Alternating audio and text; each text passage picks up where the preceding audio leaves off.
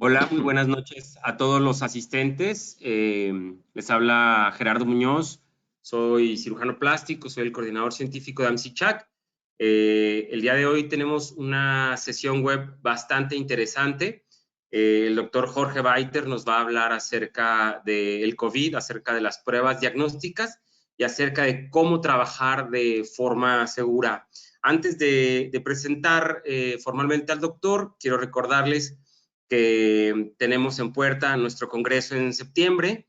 Tenemos bastantes avances y bastantes noticias interesantes acerca de la forma en la que vamos a hacer nuestro congreso. Les recordamos unirse a la AMSICHAC, afíliense para que ustedes hagan posible continuar esta tarea de formación y de información. Asimismo, les recuerdo que tendremos como sesión extraordinaria también el jueves 23 a las 20 horas, una sesión sumamente importante también acerca de la salud mental en nosotros, en los profesionales de la salud, que atendemos cualquier tipo de pacientes, pero durante la pandemia. Y recordarles que tenemos el desayuno con el experto, el doctor Guerrero Burgos nos va a dar la sesión acerca de vida versus calidad de vida. Esto es el día 25 de abril, que es el sábado, es nuestra sesión de desayuno con el experto. Doctor Beiter, bienvenido. La audiencia lo escucha, tenemos 125 asistentes por ahora y subiendo el número. Para mí es un gran gusto poder presentarlo en esta sesión online. Tenemos ya un tiempo de conocernos. Con gusto puedo decir que el doctor Jorge Beiter es un experto en relación a seguridad. Él tiene mucho contacto con cirujanos plásticos. Bueno, doctor, bienvenido. Sé que está desde Colombia conectado. Gracias por aceptarnos la invitación. Podemos poner su presentación y adelante. Gerardo, ahí está la presentación, ¿ya lista? Listo, nada más falta poner el macro, excelente. Y me estás escuchando perfecto. Excelente, lo escuchamos, doctor. Adelante. Listo, bueno, muchísimas gracias a todos por estar aquí esta noche para hablar, yo creo, les debo decir que es el tema de seguridad más difícil que he hecho durante mi carrera de seguridad, que ya llevo 15 años.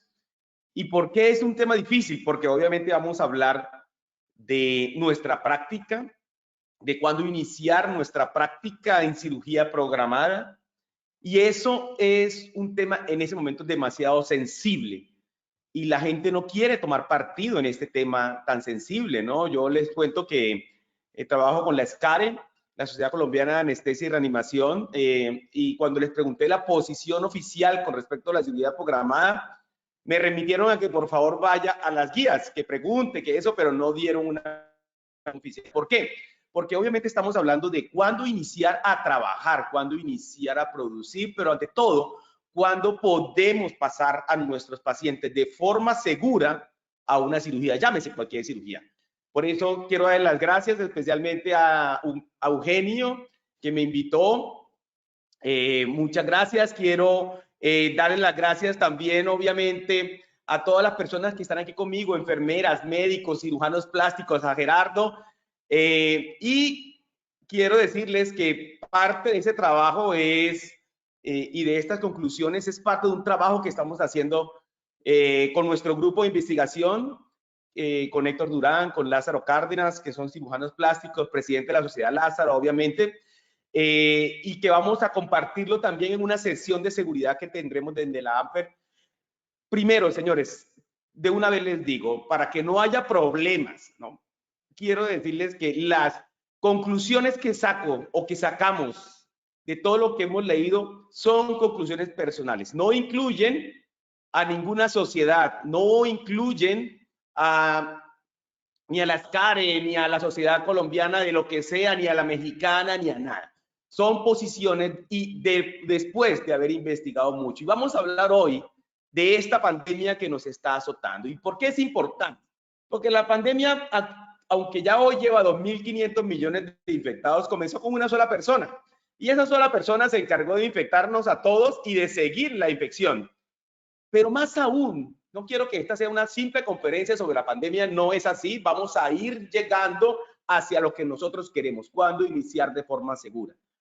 Debo decirles que este COVID-19, que este coronavirus 19, que este beta coronavirus, comenzó siendo una pandemia de poca mortalidad, solamente el 2%, y de enero a abril la mortalidad ya va en el 6.98%. O sea, el virus ha venido mutando 2, 3, 4 y 5 veces y cada vez se vuelve mucho, mucho más agresivo. Y por eso estamos todos los países en una cuarentena. Pero ¿qué va a pasar al final de la cuarentena? Es la pregunta. ¿Puedo comenzar a trabajar? ¿Puedo comenzar mi vida? ¿Puedo comenzar a operar? ¿Puedo comenzar a hacer lo que venía haciendo? Y yo les debo decir, miren señores, al final de la cuarentena inicia la pandemia. No hay nada que hacer. Lo que hicimos fue frenar la pandemia, pero la pandemia va a seguir su curso. No hay nada que hacer. Entonces, la pregunta es, ¿qué hicimos esas 6 semanas? En Colombia nos hemos quedado 6 semanas en casa, otros 5, otras 4 semanas. ¿Qué hicimos esta semana en casa? Nos preparamos para lo que viene. Para que no le pase lo que le pasó a Italia y España, que no estaba preparado, y por eso la mortalidad no es una mortalidad del virus, es una mortalidad de la falta de salud y de atención. Nos estamos preparando para la guerra, La guerra comienza, no hay nada que hacer, la pandemia apenas va a comenzar. Y por eso tenemos que tener definidas unas estrategias que llamamos estrategias de guerra. ¿Qué hizo Bogotá? Le voy a dar un ejemplo, que es una ciudad de 8 millones de habitantes. Tenía 1.000 camas de UCI y en esas 6 semanas pasamos a 3.000 camas de UCI.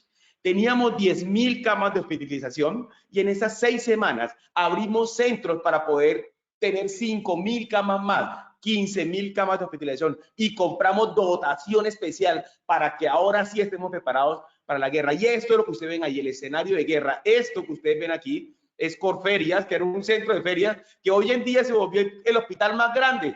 Es un hospital que en su momento va a tener habitación para 5.000 personas en una sola parte. Eso se llama estrategia para lo que viene. Lo que viene no es la vida normal, lo que viene es la guerra. ¿Y cuáles son las estrategias cuando yo voy a entrar a guerra? Mire, fortalezco mi ejército, fortalezco a los hombres. ¿A quiénes? A los que se van a estar al frente de la guerra. No son los médicos, también los médicos, pero es el que se va a enfrentar al virus. Hay que dotar al ejército, comprar tanques, aviones, hay que mejorar las comunicaciones, mejorar el internet, lo estamos haciendo. Hay que asegurar la alimentación y el abastecimiento. Todo eso se está haciendo. Hay que fortalecer la industria local. ¿Por qué? Porque el hecho de encerrarnos, cerrar las fronteras, hace que tengamos que fortalecer nuestra industria. Y hay gente que tiene que salir a trabajar. Pero ante todo hay que fortalecer los hospitales, los médicos, hay que dotar a los médicos y se crea lo que se llama una economía de guerra. Señores, estamos en guerra. Estamos en guerra contra el coronavirus. No es una situación normal. Tengo a mi suegro aquí que tiene 90 años. Me dice, yo nunca en mi vida había vivido eso y él tiene 90 años. Yo tampoco y ustedes tampoco lo han vivido. Y la guerra inicia y tenemos una primera línea de defensa, que son los que yo llamo los primeros héroes. No son los médicos también somos héroes, pero hay otros héroes también, que son los que se van a enfrentar al coronavirus. Porque les voy a decir una cosa, señoras, podemos disminuir los muertos, sí, lo estamos haciendo quedándonos en casa, pero no podemos cambiar el curso de la enfermedad, el curso de la pandemia, estamos retrasándola.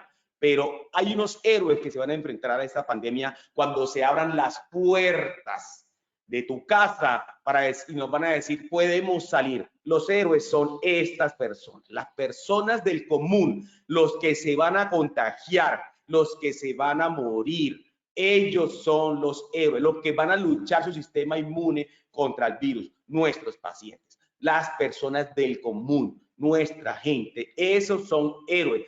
Y les voy a mostrar esto. ¿Por qué les digo? Porque usted dice, doctor Baite, está gastando 10 minutos. Porque la gente se va a infectar. Esto va a pasar después de que yo salga a casa. Así como la pandemia comenzó con una persona, apenas yo salga de casa, hay gente que se va a enfermar. Estas personas que ustedes ven ahí, ¿sí? Hay unos que se infectan, otros que se curan. ¿Quiénes?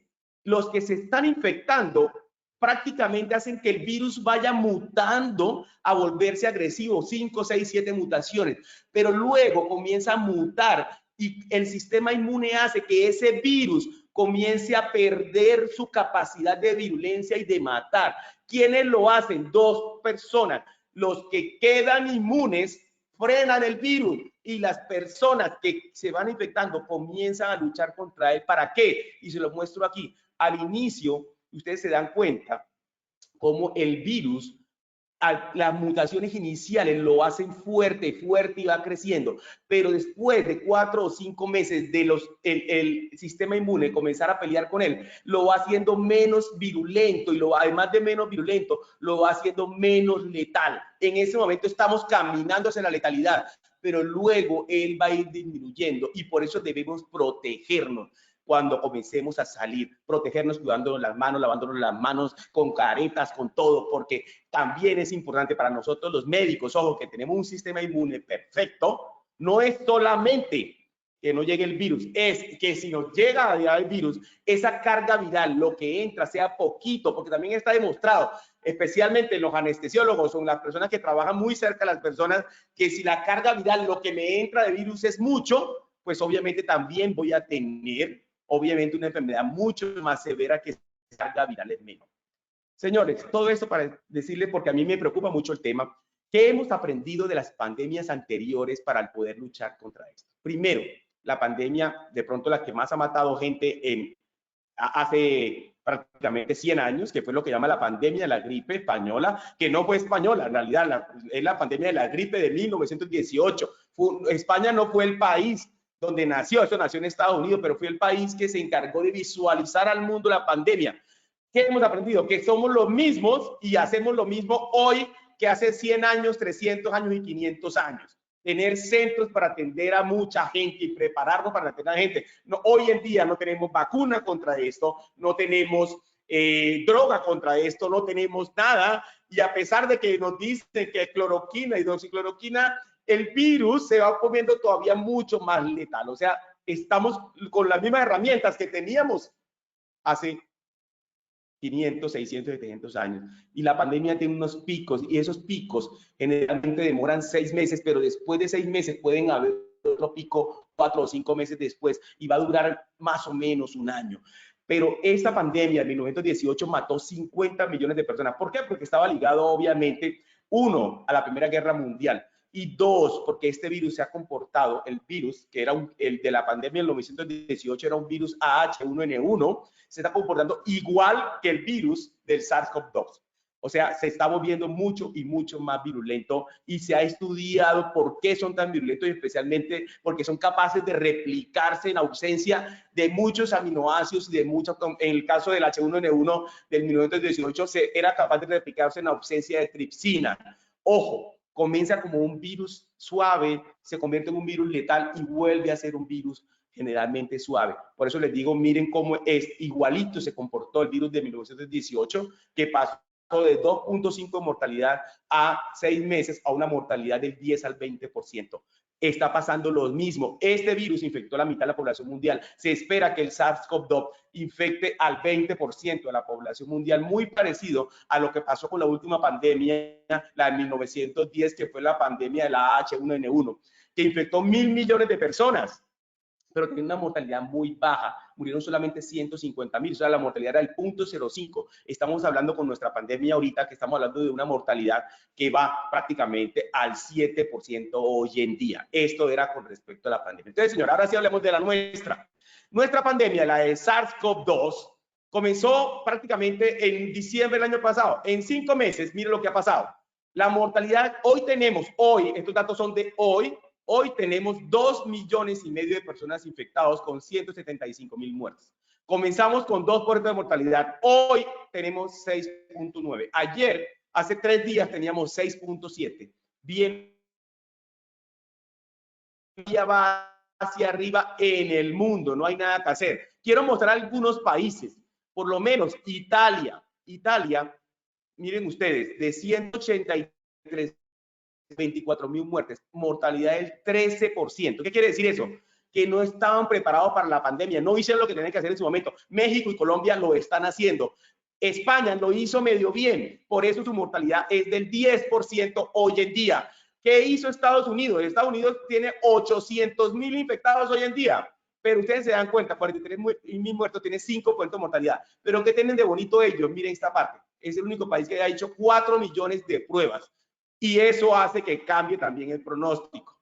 Esto es México. México tiene hoy 8.772 infectados, 700 muertos, con una mortalidad hoy en día del 8%. Estamos hablando de un virus letal. No hay nada que de 1 de cada 12 personas se muere. Estamos hablando de un virus letal. Y Colombia, 4.000 casos para hoy, 189 muertos, 40.4%. Está haciendo las cosas medio bien, pero a pesar de eso estamos viendo que es un virus letal. La curva para todos los países va hacia arriba, excepto China, que después de 5 meses consiguió aplanar la curva, dicen ellos. No sé si será verdad. ¿Qué significado tiene esto para nosotros los que trabajamos en cirugía programada y cirugía plástica? Porque ustedes dirán, si debe servir para algo. Primero, estas estadísticas son de Bogotá, que el virus ataca principalmente a la gente entre 30 y 50 años. Ataca a la gente joven. Se va contra los jóvenes. A Dios gracias. Los jóvenes tienen un sistema inmune chévere, bueno, perfecto. Entonces, por eso la mortalidad es baja. Pero el problema es que a pesar de que ataca a los jóvenes, obviamente los que se mueren son los que están por encima de los 50 años. La mortalidad grande inicia desde los 50 a los 70 años. Y ustedes se dan cuenta, aquí esta línea negrita lo que muestra son los muertos, cómo se ensaña, obviamente, con las personas que tienen un sistema inmune debilitado. Y quiero mostrarles los escenarios que hay hoy en día, y este escenario está dado por lo menos Bogotá. Si Bogotá, que es una ciudad de 8 millones de habitantes, no hubiera hecho cuarentena, hubiera tenido más o menos 1.200.000 infectados para junio. Pero, obviamente, lo que quiero mostrarle en esto bonito, y 85.000 personas en UCI en el lapso de 3 meses. Esto si no hubiéramos hecho cuarentena. Si no hubiéramos hecho cuarentena, ya en julio hubiéramos salido de la pandemia. Prácticamente hubiéramos salido de la pandemia. Decidimos hacer cuarentena. Listo. Hicimos cuarentena por 6 semanas. ¿Qué pasó al hacer cuarentena por 6 semanas? Miren, lo que pasó es lo siguiente. Y nos quedamos en casa abril y mayo.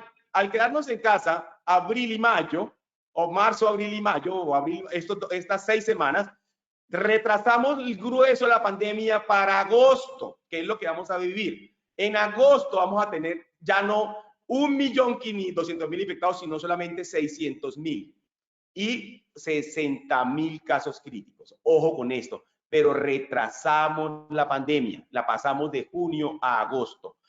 Si hubiéramos hecho una cuarentena y nosotros vamos a salir en 15 días de 9 semanas, ojo con esto, al hacer una cuarentena de 9 semanas, no cambia mucho con una cuarentena de 6 semanas.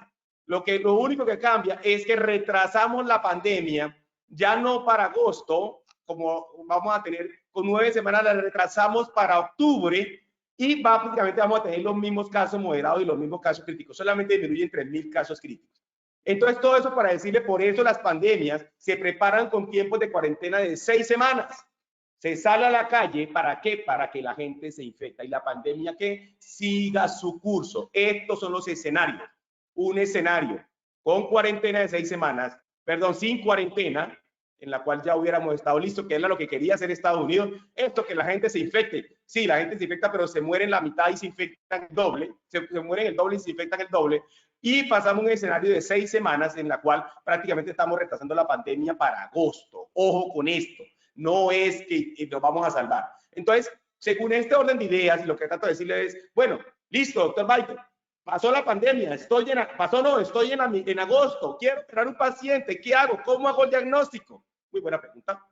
El problema no es el diagnóstico, el problema es que la gente se siga a seguir infectando en el periodo más terrible, que es el periodo terrible para nosotros. Ojo, esto es un ejemplo para Bogotá. Va a comenzar en julio y agosto, junio, julio y agosto. Solamente en agosto sospechamos que vaya la curva hacia abajo. Entonces, las pruebas, hay 2 clases de pruebas, quiero que me entiendan. O busco al virus, o busco los anticuerpos contra el virus. No hay nada más que hacer. Si voy a buscar al virus, tengo que buscarlo en los sitios donde se infectó, que es el tracto respiratorio.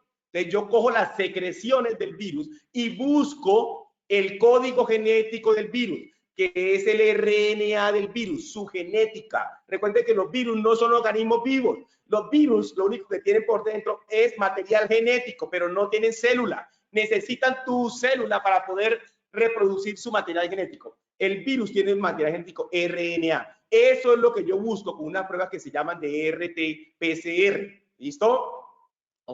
Con eso lo que trato de buscar, para no decirles cuál es el término en inglés, lo que busco es el RNA directo del virus. ¿Listo? Eso es lo que se busca, ¿no?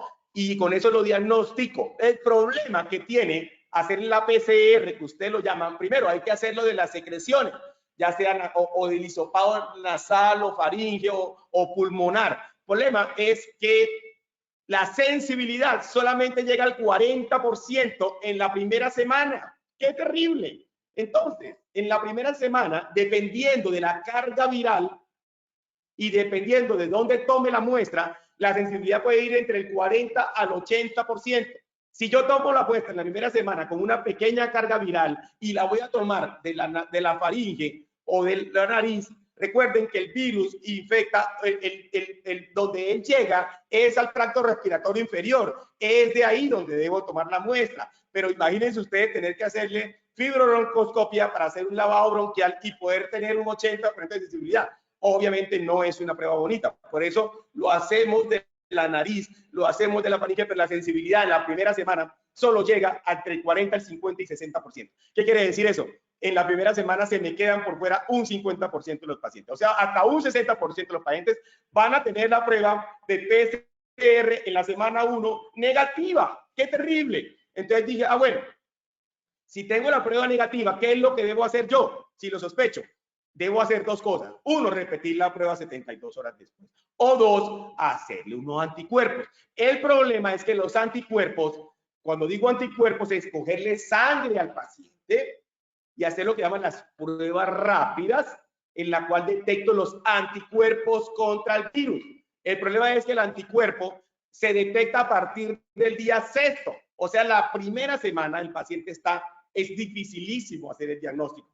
Y a partir del día sexto, la sensibilidad es del 90%. O sea, se me va a quedar por fuera un 10% de los pacientes.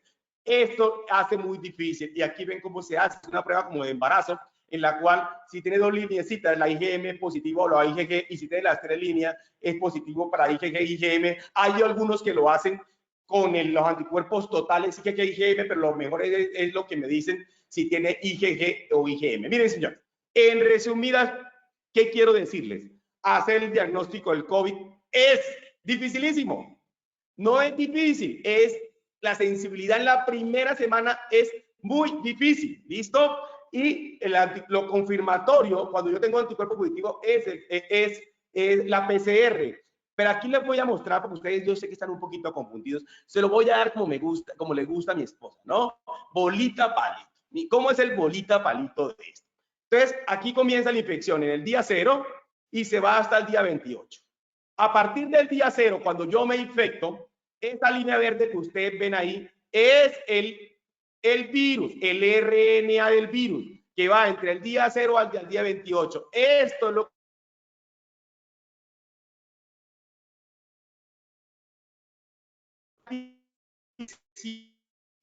pulmonares o ya sea en el hisopado faríngeo o laríngeo o nasal. ¿Listo? El problema es que al principio la carga viral es poquita y en esa primera semana hasta el día 7 solamente puedo detectar con PCR alrededor de un 40 o 60%. Qué gran problema. Entonces dice, bueno, lo voy a tomar anticuerpos. Esta línea que ustedes ven ahí,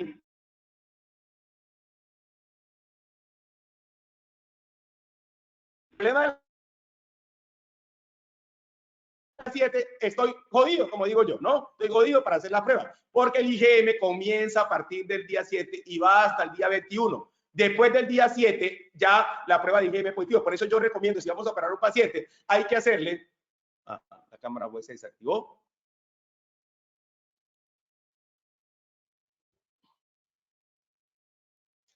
Voy a salir porque creo que hay problemas aquí con el... No, doctor, yo desactivé la cámara para tener mejor audio. Estábamos teniendo un poquito de bloqueo de audio, pero puede continuar. Y ya está, ya se ve ahí la gráfica. Se ve la gráfica perfecto y lo escuchamos muy bien. Perfecto. Entonces, bien, señores, entre el día 0 y el día 7 que ustedes ven aquí, solamente tenemos antígeno del virus. O sea, puedo detectarlo con PCR. Pero, ojo, el IgM solamente positivo después del día 7. Por eso la recomendación es, si usted va a operar a un paciente, no lo puede operar mañana. Hagan una prueba de hoy de PCR o de antígeno y hágale otra en el día 7, octavo o noveno y lo opera en el día 10º. ¿Por qué? Porque si no me queda una ventana muy grande. Y la prueba de IgG es así que peor, porque la prueba de IgG, perdón, tengo problema aquí para pasar la diapositiva, que se me trabó un poquito el computador, si me puedes dejar salir. Sí, doctor, ahí ya puede regresar a su presentación, perfecto. Pero es que no me está pasando, entonces me toca salir de la presentación, pero no sé cómo salir. Porque, bueno, ahí ya parece que, vamos a ver, la prueba de IgG comienza a partir del día 14, o sea, pues ya es algo obviamente muy tardío. Ahorita vamos a mirar cuáles son las posibilidades. Entonces, por eso se dice, los primeros 5 días el paciente está asintomático. Este es el periodo más peligroso para usted. Doctor, perdimos su pantalla, no sé si pueda volver a compartirla, poner su presentación de PowerPoint en grande, por favor. A ver, la voy a poner aquí. Me voy acá y la pongo en grande. Ahí, ¿la ves? Aún no. ¿Se ve? No, Gerardo. No, aún no. ¿Puede poner, por favor? ¿Será que me puede volver a dar la invitación? Sí, señor. Para unirle con la...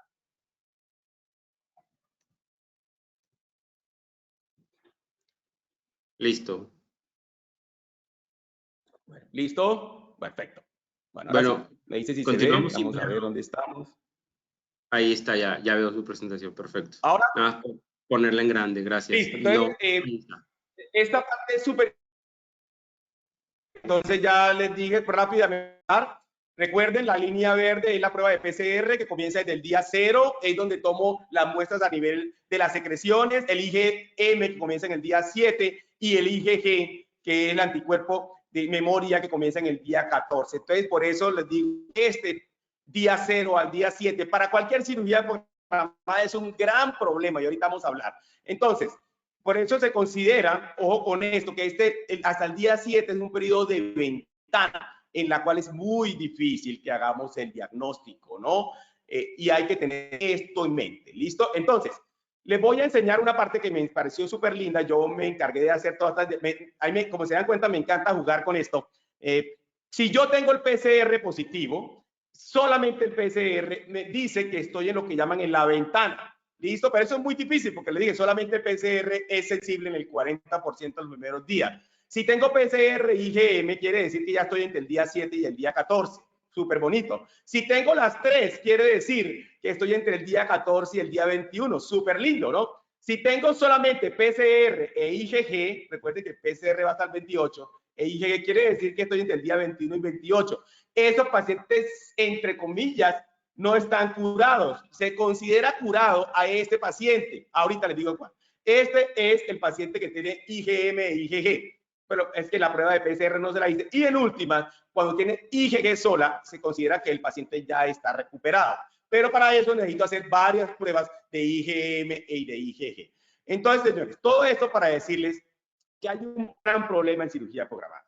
Programar una cirugía en este momento con las pruebas actuales de laboratorio que tienen tan baja sensibilidad, aunque dicen que es alta, pero es que si a mí me dicen que la sensibilidad del anticuerpo después del día 7 es del 90, quiere decir que me está escapando 1 de cada 10. Es que los pacientes y lo que se ha visto cuando se ha hecho cirugía programada en otros países es que les ha ido mal. Este es un artículo súper lindo, todo esto es de la literatura, aquí no hay nada mío, todo es lo que está escrito. 4 casos que se operaron con COVID, ¿sí? Y de esos 4 casos que operaron con COVID de cirugía programada, miren la cirugía que eran, hernias y colicistectomías, de esos solamente 2 pudieron hacer el diagnóstico con PCR, el resto no, y se murieron 3 pacientes. O sea, esta mortalidad de este artículo fue entre el 50 y el 75%. Este me gusta más, 34 pacientes que fueron a cirugía programada en Wuhan, no sabían que tenían COVID, se enteraron después, porque después de eso los pacientes entraron asintomáticos a cirugía, asintomáticos, ¿no? Y después todos estos 34 pacientes hicieron una neumonía grave. De esas neumonías graves, el 40% de los pacientes se fueron a UCI, 14 pacientes, y de esos 14 se murieron la mitad. ¿Qué quiere decir eso? Que en este estudio, si yo paso a un paciente de cirugía con COVID, 1 de cada 5 se van a morir. ¿Qué encontraron en los pacientes? que el 60-70% de los pacientes que fueron a UCI, ojo, no que murieron, que fueron a UCI, recuerden que de los que fueron a UCI, la mitad se murieron. El 60% tenían alguna enfermedad anterior, pero había un 30% que no tenía nada. El único factor de riesgo fue la cirugía, la colecistectomía. Segundo, encontraron que la cirugía nivel 2 y 3, que fueron las que nosotros hacemos en cirugía programada y plástica, fueron los pacientes que se murieron. ¿Listo? Entonces, ojo con las cirugías grandes. Pero me encanta esto, ¿no? Que fue el tiempo de cirugía. Lo que se dieron cuenta es que los pacientes que no fueron a UCI, ¿sí? Ojo con esto. El tiempo de cirugía fue alrededor de 70 minutos. Sí. Y de eso se murieron la mitad. Fueron más de 3 horas. Fueron más de 180 minutos. Ojo con esto. Y eso nos debe quedar muy en claro. Que el virus se ensaña en los pacientes quirúrgicos con las cirugías mayores de 3 horas y cuando los pacientes no son sanos.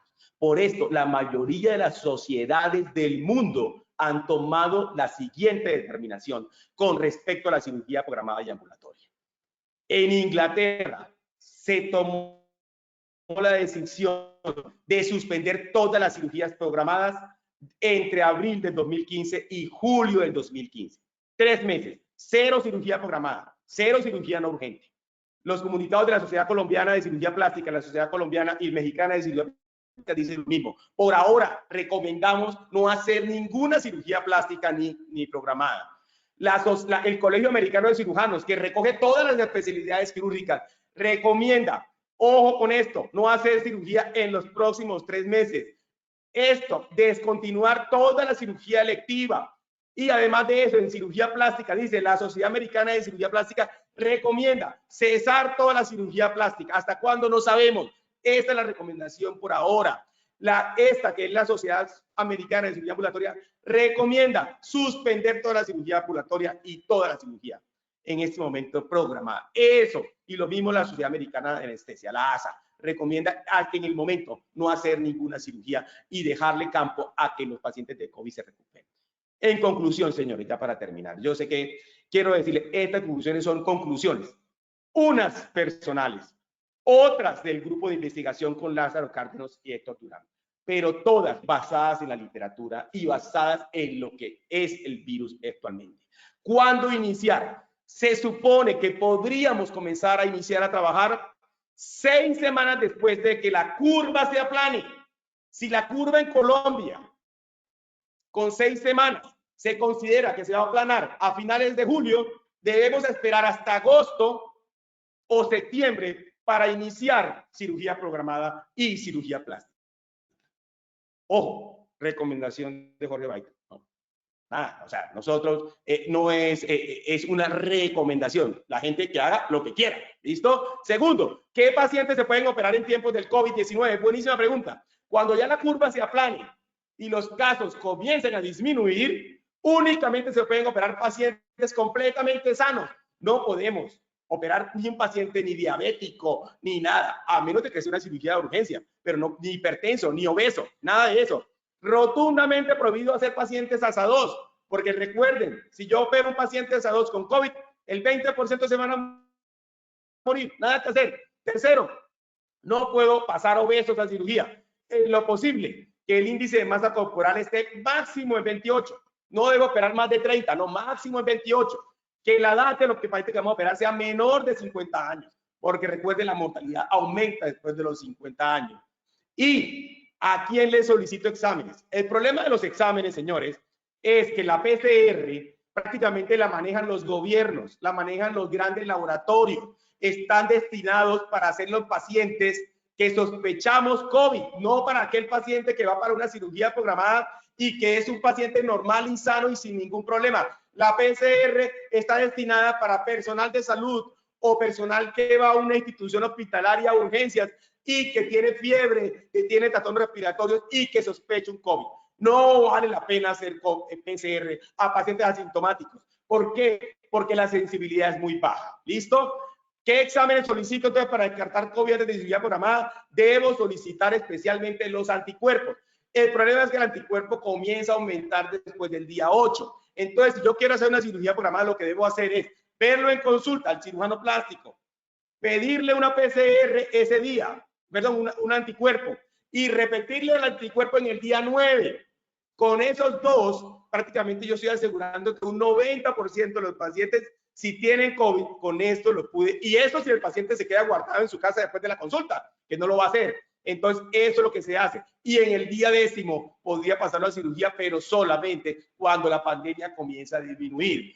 Ojo, pacientes, no voy a operar pacientes, no me voy a dar el lujo de operar pacientes con PCR positivos, ni obviamente ni con anticuerpos positivos. Eso dejémoslo para después. Y señores, ¿qué cirugía podemos hacer? Debemos iniciar haciendo cirugías pequeñas de menos de 2 horas, en lo posible menos de 90 minutos. Recuerde, entre más larga la cirugía, no. Y obviamente comencemos con cirugías de bajo riesgo, como pueden ser los senos, otras cosas, pero no comencemos con cirugías de contorno corporal. Tenemos que ir midiéndolo, pero esto solamente cuando cada sociedad decida que puede comenzar a operar.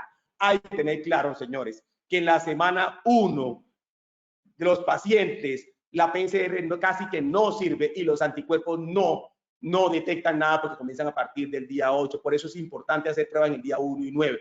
A pesar de esto, señores, debo decirles que puedo pasar pacientes con COVID, porque yo los puedo pasar así, lo puedo ver en consulta, pero el paciente sigue en la calle y es un riesgo terrible, porque los anticuerpos, ojo, tienen una sensibilidad solamente del 90%, o sea, un 10% de los pacientes con COVID tienen anticuerpos negativos, o sea, lo que llamamos nosotros los falsos negativos. Por eso, señores, debo decir que la cirugía programada y la cirugía plástica está hasta hoy en día ante un dilema de proporciones monumentales. Somos los más damnificados de la crisis. Nosotros, por lo menos donde yo trabajo, en la clínica Alpinar, decidimos por ahora cerrar las puertas de la clínica, se lo debo decir, después de haber leído tanto, hasta agosto.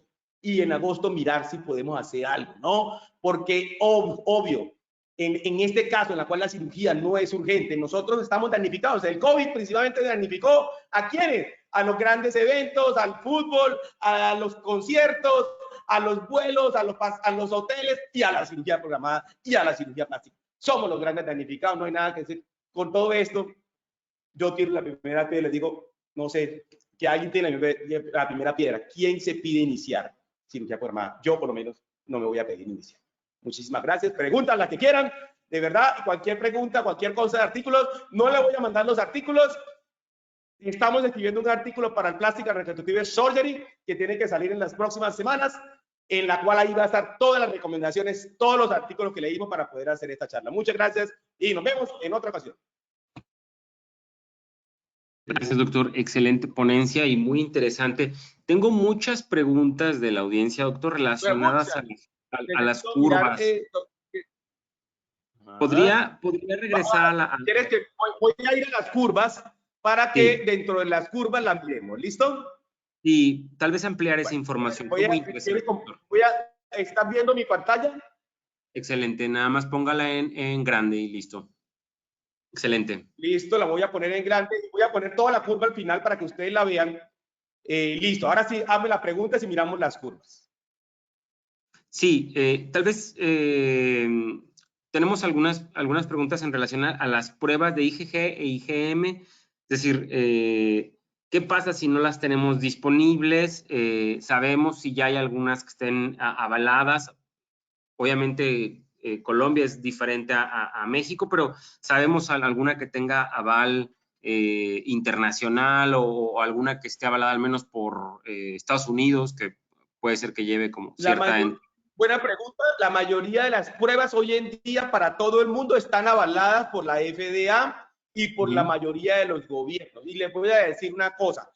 Aunque inicialmente se consideraba que una persona tuviera coronavirus solamente con PCR, hoy en día Estados Unidos es el único país que considera que el diagnóstico presuntivo se hace solamente con pruebas de anticuerpos. Y por eso ellos han tenido hoy en día 4,5 millones de pruebas, de los cuales tienen tantos positivos. Hay otros países que solamente hacen el diagnóstico certero con la prueba de PCR. La más fácil de hacer son las pruebas de anticuerpos. Las pruebas de anticuerpos ya están avaladas, pero inicialmente las van a hacer los laboratorios. Todavía no compren la prueba para hacer en su casa y eso hasta que no el gobierno no las avale. ¿Listo? Excelente. Doctor, tenemos preguntas en relación a los procedimientos no quirúrgicos, pero sí mínimamente invasivos.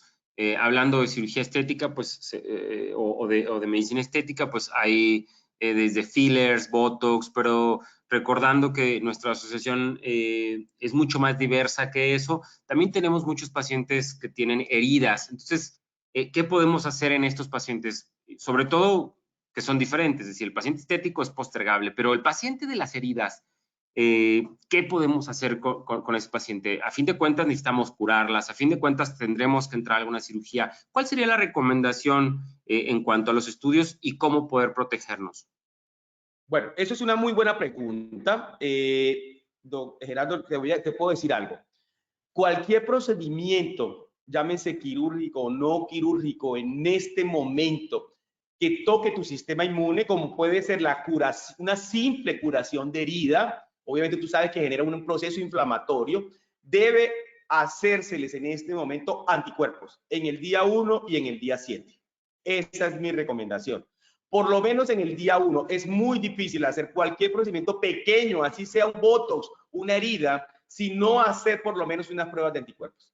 ¿Listo? Primero para protección personal y segundo para protección del paciente. En ese momento del coronavirus, hacer cualquier procedimiento, ya sea invasivo o no invasivo, en un paciente con COVID, genera riesgos para el paciente y genera riesgos para el cirujano desde el punto de vista legal. Yo sé que no hay nada escrito, pero si yo tengo pruebas, los países, ya prácticamente todos los países van a llegar las pruebas de anticuerpos. E inclusive hoy en día están llegando las pruebas de anticuerpos para que las compren las mismas personas y poder hacerse las pruebas y los mismos médicos, debo hacer pruebas. No hay nada más inflamatorio. Recuerden, el virus ataca ¿a quién? A las personas. ¿Y quién lo defiende? El sistema inmune. Y el sistema inmune, tras de que el sistema inmune de una persona con una herida está bajo, el hacerle un procedimiento también puede agravar. Obviamente, todo depende de la urgencia y quiero que me lo entiendan. Si hay que debilitar la herida, está infectada, pues la urgencia mata todo. Pero estoy hablando del procedimiento programado. ¿Listo? Excelente, doctor. Y a pesar de ser programados, tenemos preguntas sobre todo, por ejemplo, con el uso de anestesias regionales o inclusive en los urgentes. Esa es una pregunta que me pareció interesante. ¿Qué leyó? ¿Qué descubrió usted acerca de esto? Buenísima pregunta. Y yo soy anestesiólogo y creo que todo el mundo quiere saber mi consideración. Mire, y aquí debo decir una cosa. Una cosa es la protección del paciente y otra cosa es la protección del personal. ¿Listo? Son dos cosas completamente diferentes. ¿Cómo se protege el paciente? Pues con lo normal. Yo no voy a hablar de lo de siempre, no, nada. Con lo normal, principalmente haciéndole pruebas y que no pase al procedimiento de forma, que no pase al procedimiento con coronavirus. Pero cuando yo hablo de la protección del equipo quirúrgico, uno pensaría que el hecho de meter un tubo a la tráquea podría tener un efecto más de regar el virus, ¿no? Que yo, y si ustedes me preguntan, en estudios en ese momento no. Obviamente sí, el hecho de meter un tubo a la tráquea puede tener ciertos problemas. Podría uno decir, entre comillas, protegería más al equipo médico si lo hago con regional. Pero lo que quiero decirles, miren, señores, las medidas independientes de la anestesia, nosotros tenemos que entrar a la cirugía en cualquier procedimiento en modo guerra. ¿Qué quiere decir en modo guerra? Con la mejor doble, como entran en los Estados Unidos, como estuvieran en urgencia, con protección de cabeza, con protección de todo, ¿listo? Obviamente el hecho de yo utilizar una máquina de anestesia y puede tener más riesgo. Si puedo utilizar regional en este momento, pues listo, lo puedo usar. Pero recuerden, la protección del paciente depende de las pruebas, de que no pase con COVID. La protección de las personas depende de toda, perdón, del equipo quirúrgico, depende de todas las medidas que hagamos dentro de la cirugía, de los cuales la anestesia tiene un pequeño porcentaje, pero son otras cosas las que tenemos que hacer. Gracias, doctor. En pláticas previas, algunos ponentes nos habían recomendado anteponer la importancia de la cirugía. Es decir, por ejemplo, tenemos preguntas acerca de el paciente oncológico, acerca de fracturas, acerca de pacientes quemados. ¿Usted recomendaría Bueno, entonces es una buena pregunta. anteponer? Le voy a recomendar, le voy a decir unas cosas. especialmente, obviamente hay que decidir qué cirugía es urgencia y qué no, eso ya lo sabemos. Pero sí, si ustedes ven, hay unas recomendaciones de la Sociedad Americana de Cirugía, del Colegio Americano de Cirugía. Las recomendaciones van específicamente con los pacientes de cáncer. Y los pacientes de cáncer son pacientes terriblemente difíciles de tomar la decisión. Y la decisión, si ustedes la ven aquí, voy a compartir la pantalla, especialmente con cáncer de seno, es paciente con cáncer, si lo opero con coronavirus, se muere. Se va a morir en el 60% de los casos. Y si no lo opero, la mortalidad no va a ser nunca mayor que la del coronavirus con cáncer. Ellos recomiendan, ojo, mire lo que le dice aquí, ¿sí? Restringir la cirugía para el paciente con cáncer. La Sociedad Americana restringa la cirugía en los próximos 6 meses, a menos de que el paciente esté con una urgencia que haya que operar. ¿Listo? Ojo con esto, es que estamos en periodo de guerra, nada que hacer. Y el periodo de guerra, el virus ataca mucho más a los pacientes bajos de defensas, que son los pacientes con cáncer. ¿Listo? Los diabéticos, todo lo que nosotros querríamos hacer. Ahí tenemos que hacer, como yo llamo, una balanza, ¿no? ¿Qué tan beneficioso es operarla en términos de COVID? Si yo cojo un paciente inmunosuprimido con cáncer y lo opero, se van a morir casi todos. Y si no lo opero, pues de pronto no van a morir todos, sino solamente un 20%. Entonces hay que tener mucho cuidado. Y si los debo operar, no debe ser una cirugía para operarlo mañana. Debo hacerle varias pruebas, hacer lo que debemos hacer. Ojo, lo veo en consulta, le hago un examen de anticuerpos y una PCR, lo dejo en cuarentena. Al 10º día, después de cuarentena, le hago otra vez exámenes y luego lo opero en el día 11, pero debe estar en cuarentena, no puede estar saliendo. Y ahí sí decido operarlo, pero sí considero que la cirugía es urgente. ¿Listo? ¿Estamos de acuerdo? Gracias, doctor. Pues tenemos muchísimas preguntas de la audiencia. Llegamos a los 420 conectados y hay muchas preguntas. Bueno. Tenemos saludos también desde Venezuela. Katiana Gutiérrez, también de ahí mismo de Colombia, le envían saludos. Doctor, y dentro de lo que usted leyó o que se ha estado informando, ¿hay alguna recomendación, por ejemplo, para las cesáreas? Tenemos ahorita una pregunta en relación a eso. La verdad, en este tema no me metí porque la cesárea prácticamente es una cirugía de urgencia, ¿no?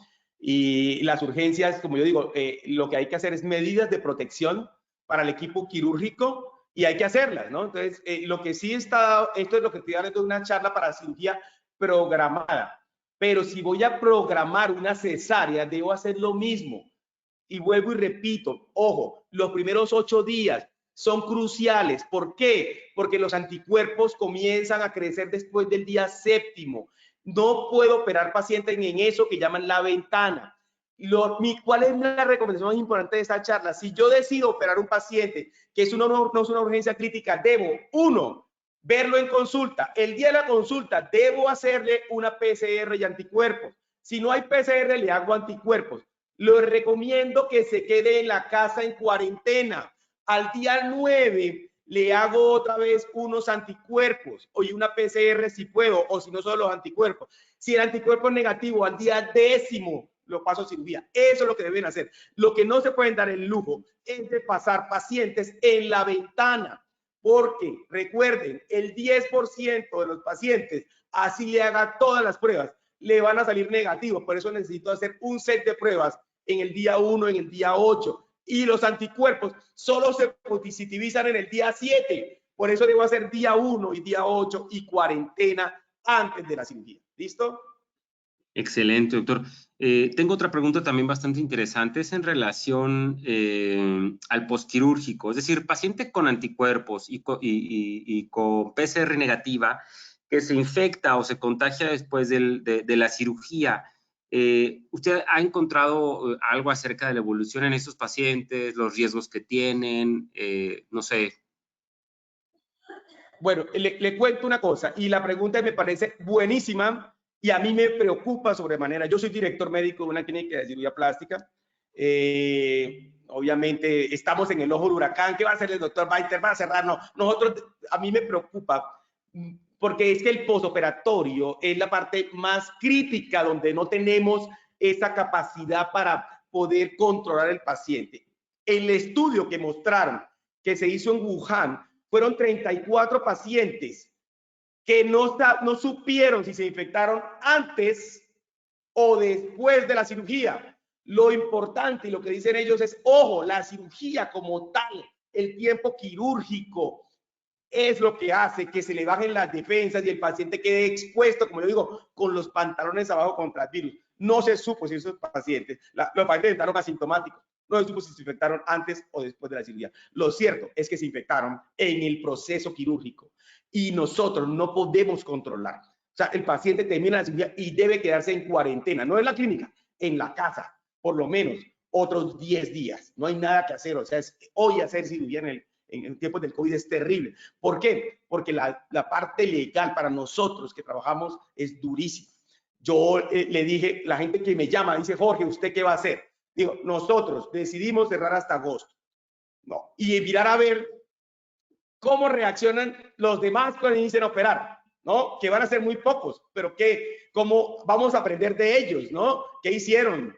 ¿Se le infectaron? ¿No se le infectaron? ¿Los demandaron? ¿Se le murieron?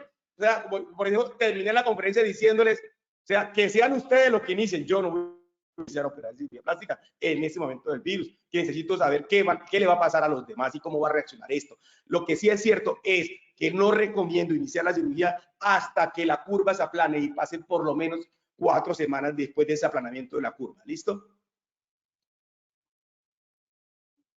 Excelente, doctor. Muchísimas gracias. Pues seguimos con las felicitaciones de Guadalajara, de Veracruz, de Colombia, Venezuela. Tenemos muchos saludos y felicitaciones por su plática. La verdad es que todos han estado bastante interesados.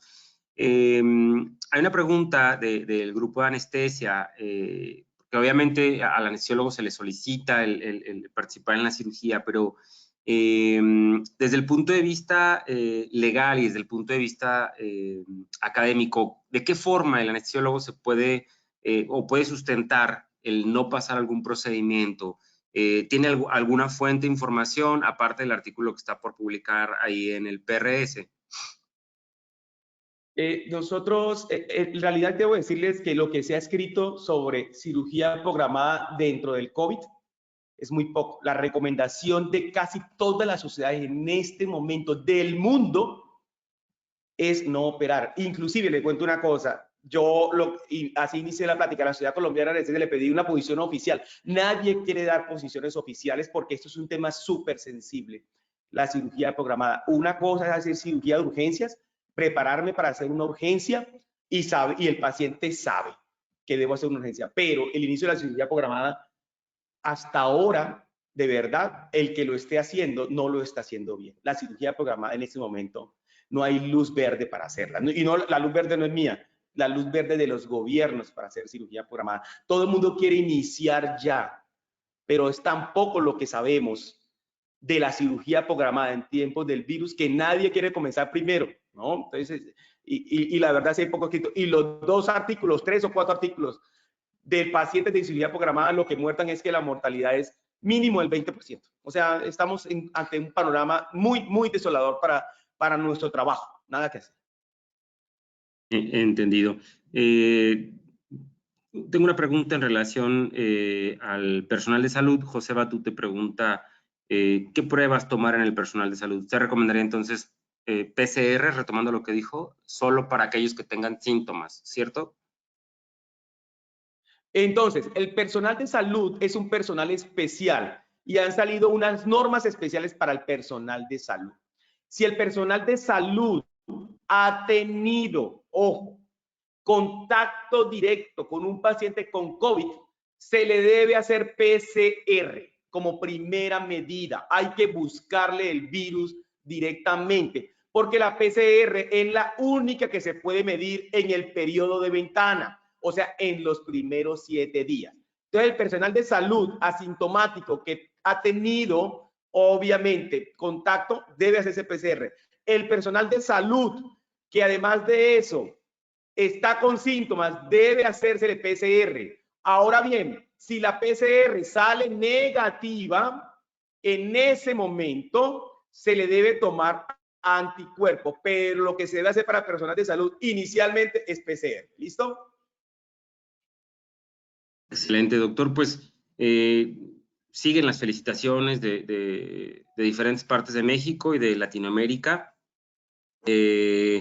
Otra pregunta en relación a la cirugía oftalmológica. ¿Usted leyó algo acerca de cirugía oftalmológica?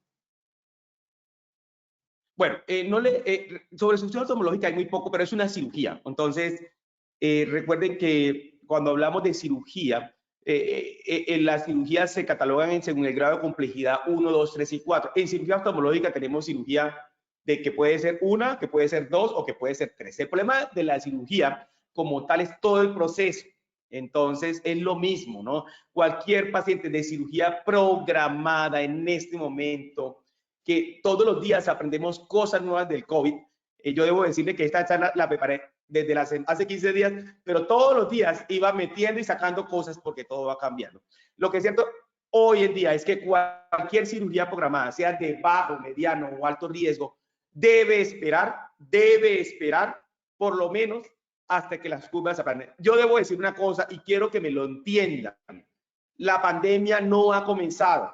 Lo que hicimos con estar guardados en la casa fue retrasar el inicio de la pandemia para prepararnos desde el punto de vista de salud, para poder atender la gran demanda de la pandemia y no nos pasara lo que le pasó a Italia y España. La pandemia en Latinoamérica comienza cuando termine la cuarentena y la cuarentena tiene que iniciar rápido y la primera línea de defensa son las personas que se van a salir a la calle.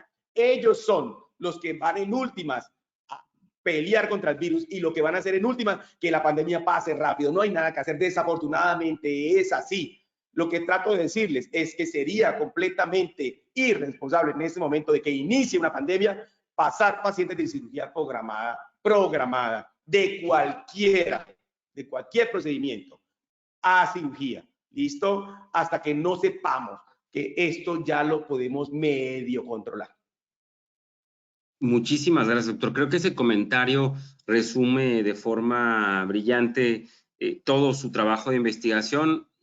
Doctor, estamos en tiempo para culminar la sesión. Las preguntas no dejan de fluir. Obviamente también tenemos muchísimas felicitaciones de todo México, Latinoamérica. Tenemos felicitaciones de Perú, de Nicaragua, Venezuela, Colombia. Agradezco mucho, doctor, de parte de la Asociación Mexicana para el Cuidado Integral y Cicatrización de las Heridas, la AMCICHAC, el hecho de que nos haya dado esta oportunidad de ver su plática. Les recuerdo a todos los que asistieron o que asisten a este webinar, pues que tendremos nuestro congreso de AMCICHAC del 10 al 13 de septiembre. Y también les recuerdo algo muy importante, afíliense a AMCICHAC. Al afiliarse, todos aquellos que participan de forma activa como afiliados van a permitir que estas sesiones webinar continúen, ¿sí? También les recuerdo que tenemos otra sesión extraordinaria el día jueves 23 de abril a las 20 horas con el doctor David Alberto González Domínguez. Él nos va a hablar acerca de la salud mental en el profesional de la salud durante la pandemia, lo cual es bastante interesante también. Y tenemos como parte de nuestras sesiones ordinarias el desayuno por el experto con el doctor Guerrero Burgos, que nos va a hablar de vida versus calidad de vida, de la epidermis a la dermis para el tratamiento de las heridas. Una sesión bastante interesante también del doctor. Doctor Baiter, me despido con un abrazo fuerte desde México y muchísimas gracias de nuevo por su excelente participación. Gerardo, muchísimas gracias a todos. Gracias a todos los médicos, enfermeras, cirujanos plásticos, mis amigos anestesiólogos que me acompañaron en esta sesión y de verdad era muy importante para nosotros como grupo con el doctor Lázaro y Héctor Durán poder transmitir toda esta información que después la estaremos haciendo también un webinar de la Sociedad Mexicana de Cirugía Plástica. ¿Listo? Muchísimas gracias, doctor. Y recordarles también a los asistentes que tienen la oportunidad de ver esta sesión que queda grabada, estará en Vimeo.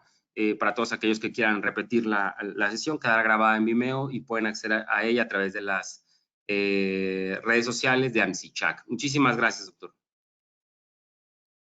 Hasta luego, que estén muy bien. Hasta luego.